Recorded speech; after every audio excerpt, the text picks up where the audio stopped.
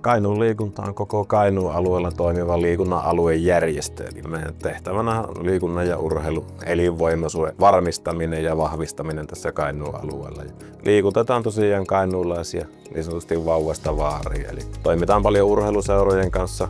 Sitten meillä on aikuisliikunnan kehittämistä. Lasten ja nuorten kanssa ollaan hyvin paljon tekemisissä tuolla koulumaailmassa ja päiväkotimaailmassa. Ja sitten ehkä semmoinen spesialiteetti, mitä monella aluejärjestöllä ei ole, niin meillä on nämä tapahtumat. Kainuun liikunnalle suurimmat tapahtumat on tällä hetkellä Vuokatti-hiihto. Sitten Lost in Kainuu Adventure-seikkailukisa on toiseksi suurin. Sitten lisäksi järjestetään Vuokatin vaellustapahtuma tuossa Vuokatissa. Ja ollaan mukana sitten Suomussalmella tuolla Raatteen maratonissa ja Rootless-rajassa sopimuksellisesti.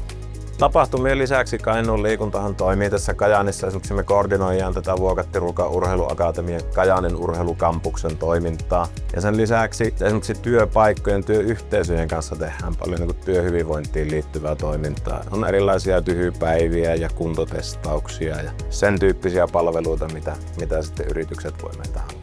Meillä aikaisemmissa toimitiloissa oli avokonttori. Tämä meidän työ on vähän semmoista, että puhelimet pärisee aika paljon ja sitä elämää on. Se ei ollut ehkä meille se semmoinen kaikista paras niin toimistotilamalli.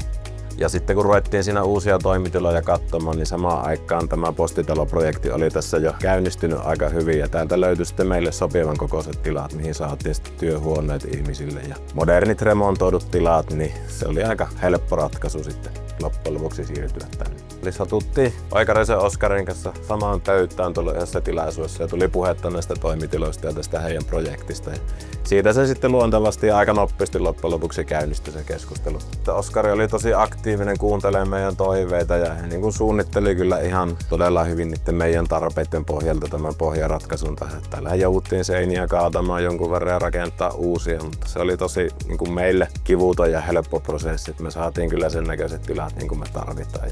Tämä postitalo-yhteisö vaikuttaa ihan mukavalta, että nyt on tullut paljon uusia yrityksiä tähän ja varmaan niin tätä verkostoitumista tässä tulee tapahtuu sitten ajan kuluessa, mutta nyt jo näyttää, että mukavia toimijoita ja varmaan semmoista yhteistoimintaa tässä syntyy niin kuin vuokralaisten kanssa muutenkin.